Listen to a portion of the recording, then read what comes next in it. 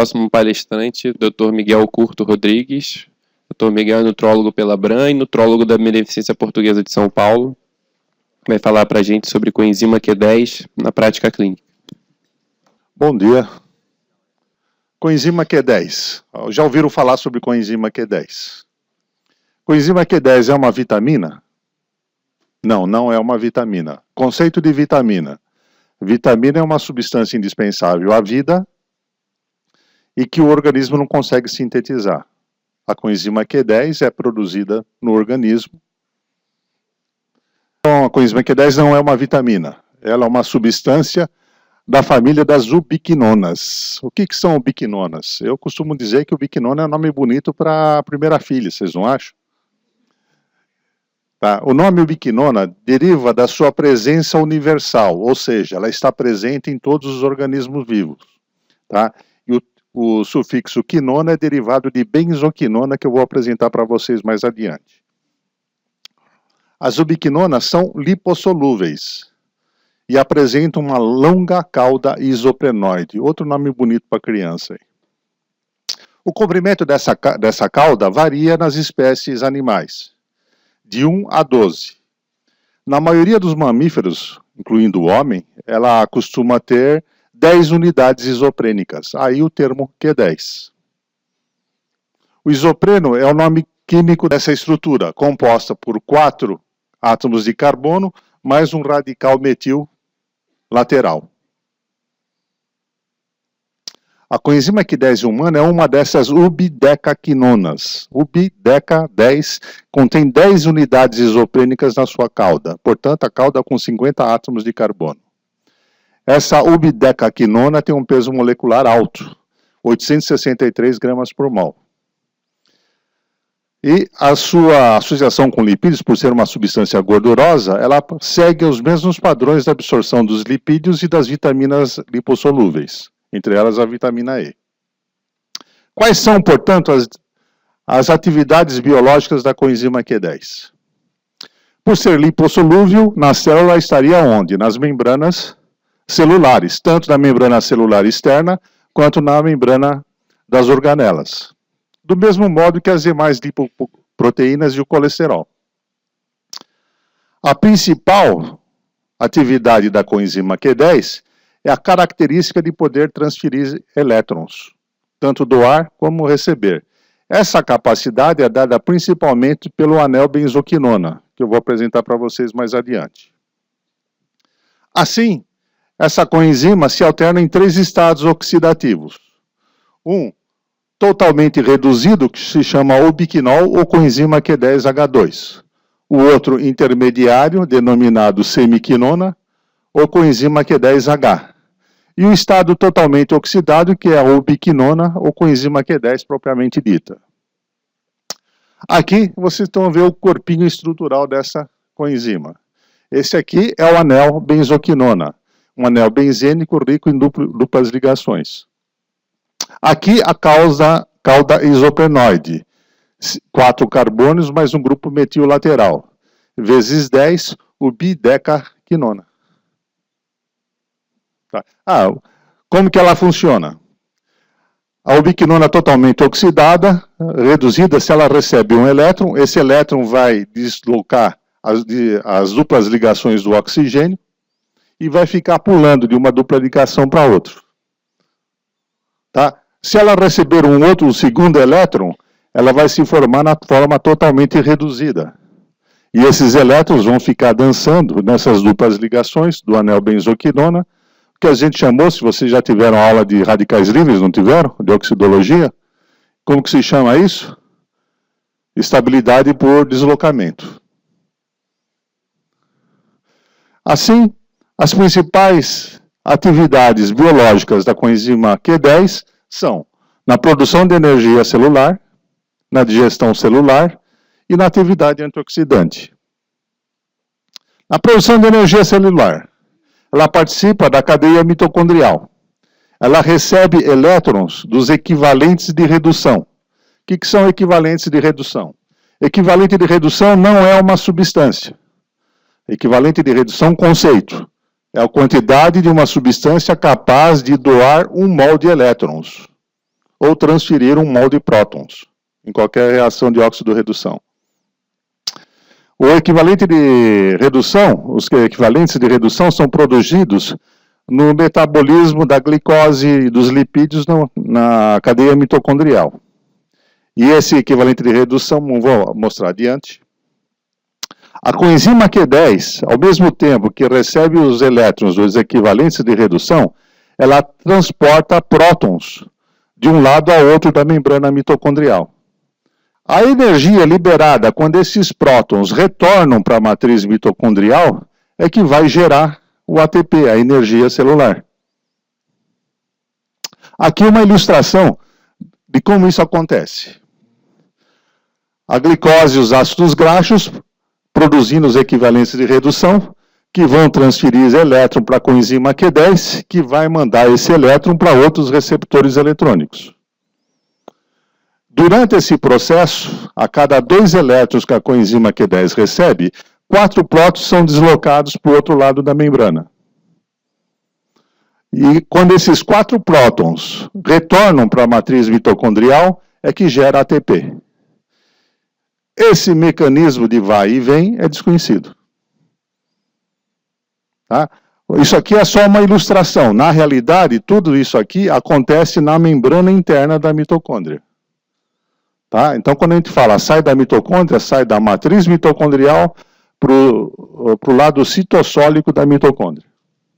Depois da aula, se alguém tiver curiosidade, existem algumas coisas sobre o conceito do que é uma mitocôndria. Nesse processo estão envolvidos 3 bombas de prótons. A primeira bomba de próton, as bombas de prótons são proteínas de membrana. Se vocês lembrarem da aula de óxido de redução, de oxidologia, vocês veem que as membranas celulares são formadas por lipoproteínas e umas proteínas de membrana que são as bombas, a ATPase e essas que eu vou citar agora. A primeira bomba de próton é a nicotina adenina dinucleotídeo redutase. Ela é um dos equivalentes de redução e leva ao bombeamento de 4 prótons de hidrogênio para o lado citossólico da membrana mitocondrial, como eu já expliquei. Essa complexidade dessa enzima é muito grande. Ela é tão grande que ela chega a ser maior do que um ribossomo.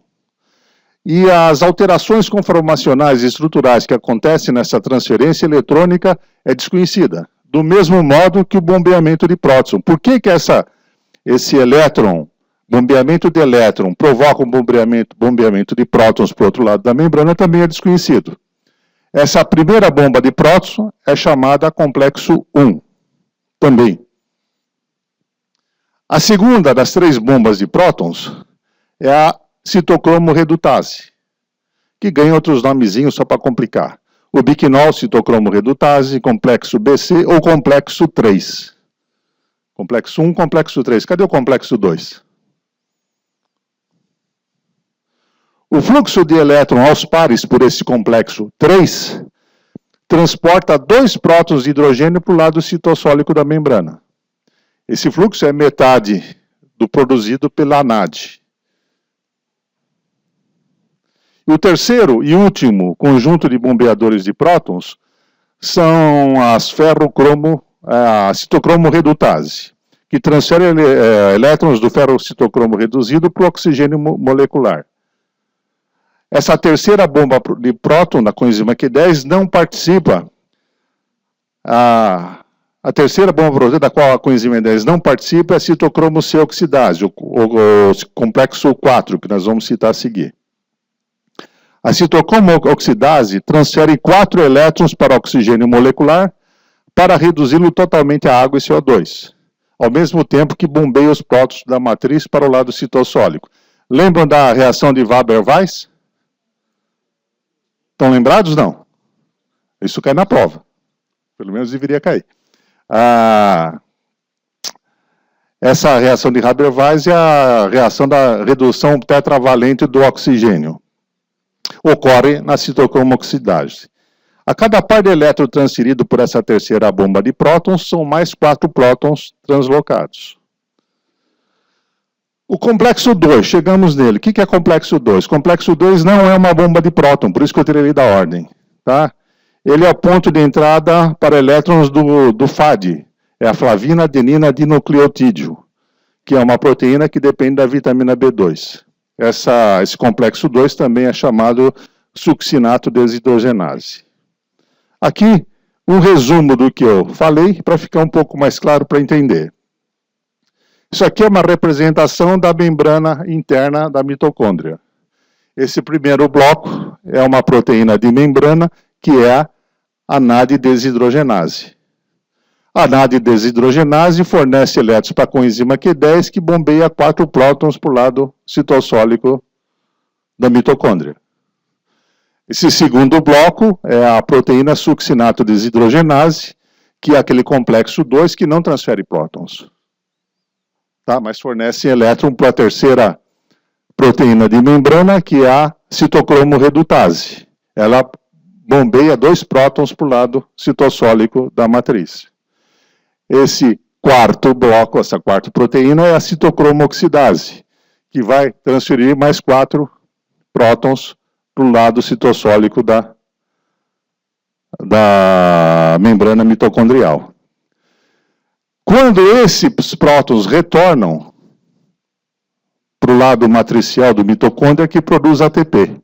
E aqui é a caixa preta. Isso aqui não tem nenhum outro detalhe, porque não se conhece como que isso funciona. Deu para entender bem? Tá. Na digestão celular, aí é mais ou menos óbvio. As enzimas digestivas lisossomais dependem de um pH ácido. Se depende de pH ácido, depende de quê? De próton de hidrogênio. É por isso que as membranas lisossomais são ricas em coenzima Q10. A atividade do antioxidante também é mais ou menos óbvio. Se a coenzima Q10 é um excelente transportador de elétrons, ela vai funcionar como oxidante e redutor. A capacidade antioxidante maior do coenzima Q10 é dada pela forma reduzida ubiquinol. A presença do ubiquinol nas membranas celulares é que dá base a esse conceito de óxido de redução e de proteção contra a lipoperoxidação das membranas. Em laboratório, ele se mostrou capaz de inibir a lipoperoxidação não só das membranas celulares, como também do LDL colesterol. Vocês sabem que o que causa a teromatose é o LDL oxidado. É ele que vai depositar na parede das artérias, formar células espumosas e depois a placa de ateroma. Enquanto o ubiquinol está presente, a lipoperoxidação está diminuída ou ausente e há pouco consumo de vitamina E.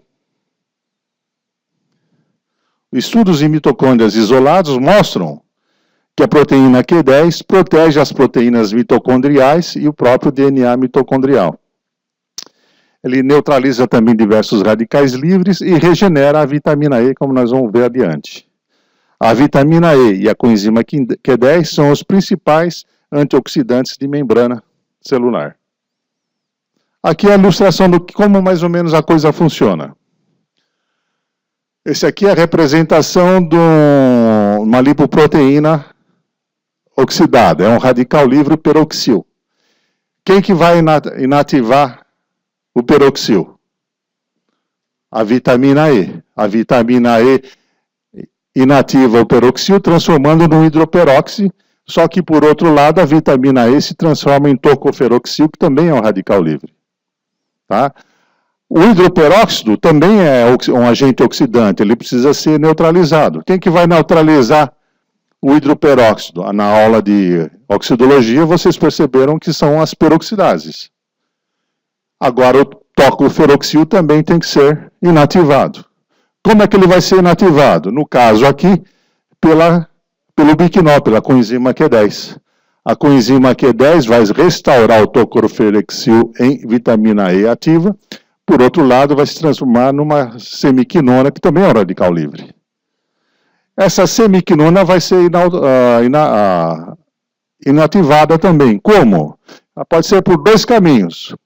O primeiro caminho, a semiquinona vai reagir com o oxigênio do meio, vai restaurar a ubiquinona, mas vai formar o radical livre superóxido, que é velho conhecido de vocês. Tá? O superóxido vai ser inativado por quem?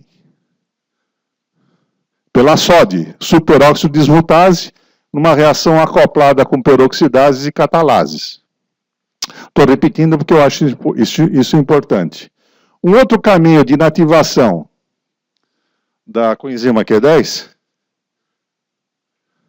é a desmutação. A desmutação, se lembra, a reação de desmutação, quando um oxida o primeiro oxida o segundo. Eles se oxidam e reduzem mutuamente. Então se restauram os dois.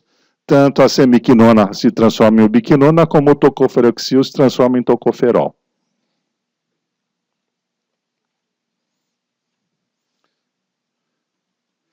Bom, com isso, a gente vai para o uso clínico da coenzima Q10. Como não é uma vitamina, não existem sintomas clássicos de deficiência de coenzima Q10. Se presume que a biossíntese e a dieta são capazes de fazer a coenzima Q10 suficiente para um organismo normal. Tá? A dieta, porque tudo que você come é vivo, a gente não come só pedra.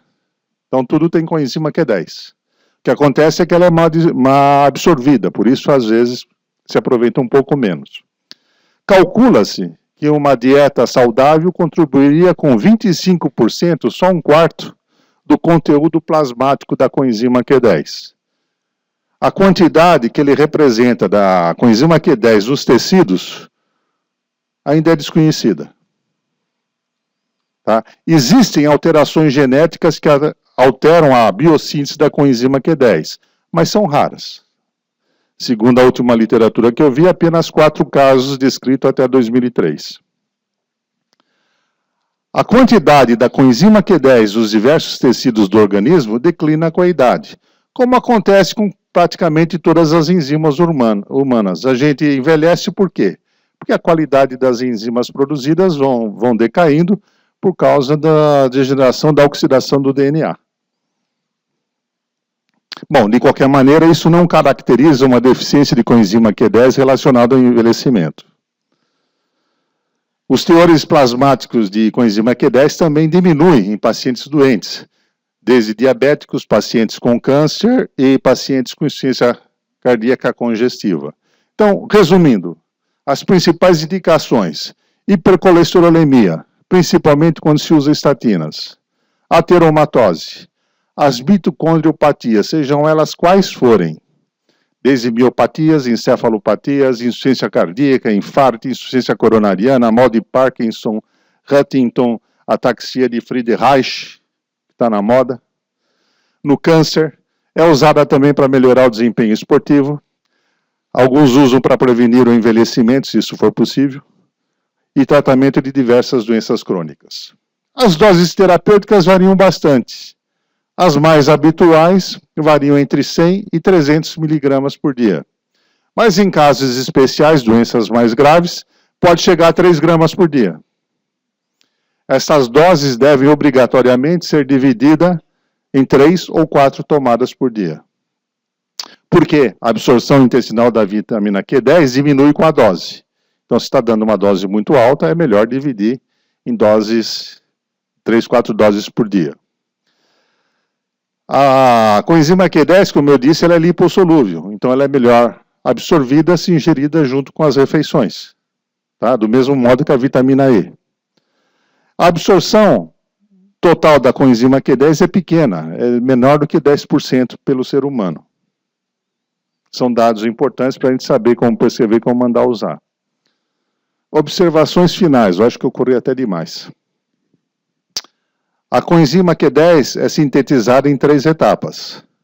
Primeiro é a síntese da benzoquinona, do anel da benzoquinona. Ela depende de tirosina ou fenilalanina, o que significa o quê? A nutrição proteica tem que estar em dia.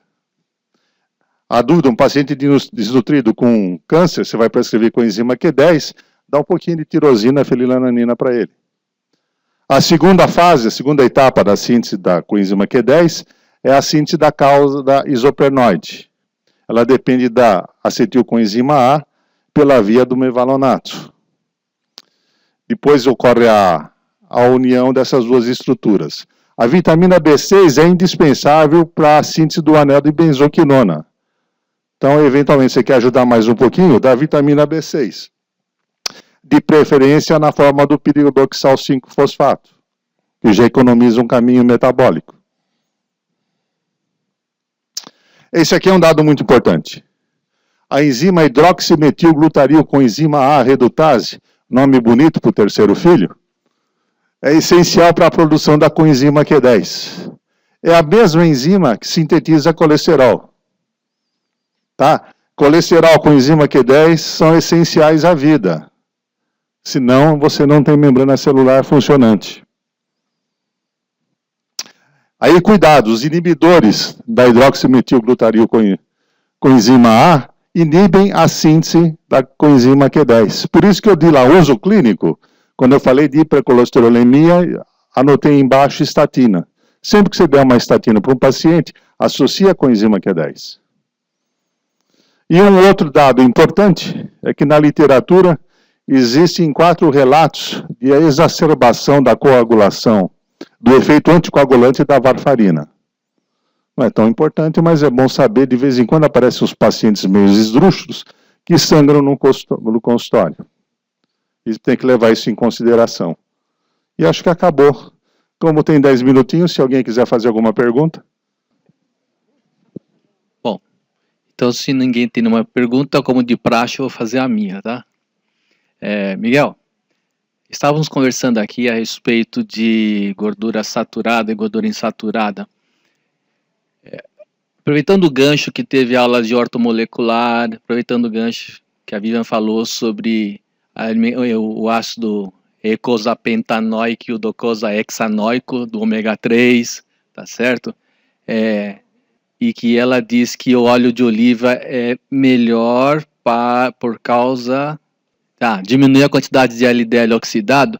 Miguel, como é que você vê essa situação na dieta em relação a usar óleo de azeite ou usar um outro óleo poliinsaturado que não de azeite em relação à membrana da célula, pegando um gancho em relação à ortomolecular? Bom, os óleos que você usar, quanto mais poliinsaturado, melhor. Se vocês lembrarem da aula de oxidologia, eu perguntei, alguém respondeu que é a estabilização por deslocamento. O que é estabilização por deslocamento? Quando o elétron livre fica saltando de dupla em dupla ligação, soltando hidrogênio e estabiliza durante algum tempo, até que chega alguma enzima ou alguma substância que vai neutralizar esse elétron, que pode ser vitamina E, coenzima A, vitamina C, o beta-caroteno.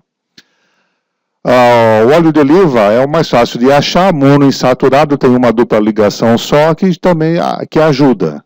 Tá? O docosahexaenoico e o eicosapentaenoico são melhores, porque tem mais duplas ligações. E a doutora Vivian confirmou aquilo que eu comentei na minha aula, sobre o fato do LDL oxidado.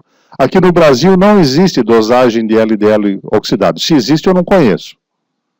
Então, eu já tentei pedir, ninguém sabe o que é. Mas nos Estados Unidos se dosa LDL colesterol oxidado. E você pode fazer o controle da dieta. Bom, eu respondi a pergunta, só estou falando mais sobre o colesterol. Uma maneira indireta da gente fazer isso aqui no Brasil é dosar a capacidade antioxidante total e o potencial de óxido-redução do MDA. Então, você usando esses 2 examezinhos que são simples, você tem uma relação de como está o status oxidativo do paciente. E você sabe que você precisa agir mais com antioxidante ou se está dando antioxidante demais. Porque antioxidante demais também lesa. Vocês notaram que na aula da Ana Lúcia, além da glutationa peroxidase, catalase e a superóxido desmutase, que eram os endógenos, tinha um lá que se chamava ácido úrico, né? Então, mais uma vez, Miguel, uma bomba para você. Por que eu tenho que abaixar o ácido úrico do meu paciente se o ácido úrico é um antioxidante biológico, se de todos os animais do mundo, os peixes não têm ácido úrico, as aves não têm ácido úrico, e se nós somos os mais evoluídos, por que a gente foi premiado com ácido úrico e eu tenho que abaixar ele? O ácido úrico, eu costumo falar que água demais afoga. Então, se tomar água demais, você morre. Ácido úrico também ele é ideal dentro de uma certa cadeia, de uma certa faixa. O ácido úrico demais vai depositar em articulações, vai causar gota, os tófos, etc.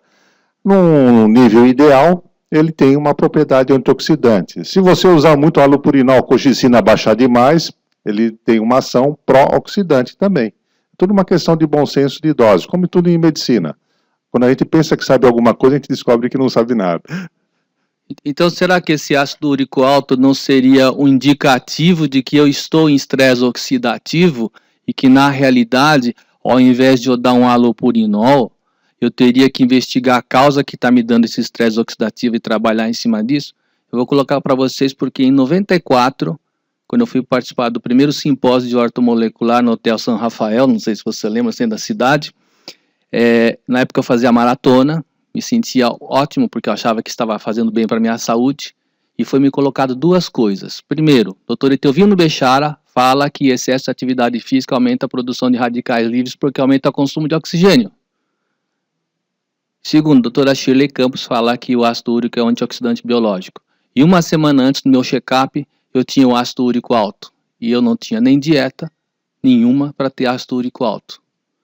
Então, enveredando por esse caminho, em 94, eu resolvi estudar ortomolecular. E pela ortomolecular, eu passei pela medicina do esporte, e da medicina do esporte entrei na nutrologia. Então, será que não devíamos de encontrar a causa do excesso de radicais livres, né? Estresse, poluição, álcool, cigarro, doenças, alimentos industrializados, agrotóxicos, atividade física em excesso, radiação ultravioleta, idade maior que 30, 35 anos. Então, será que não seria isso? Quantos de vocês aí tem no consultório paciente com ácido úrico alto? Você medica, tira os peixes de carne salmonada, tira os animais de pequeno porte, tira os grãos, lentilha, ervilha, e ele continua com ácido úrico alto. E aí você manda ele fazer tai chi e abaixa. Já perceberam isso ou não?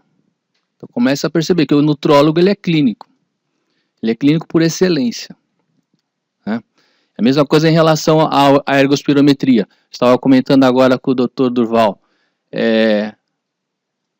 Eu imaginei que você já tivesse tido aula de ergospirometria. Me desculpem, porque senão eu teria começado a aula com ergospirometria. Tá? Porque se vocês quiserem entender de medicina do esporte ou de nutrologia em medicina do esporte, vocês têm que entender de ergospirometria. Eu tive que fazer o curso de medicina 2 vezes.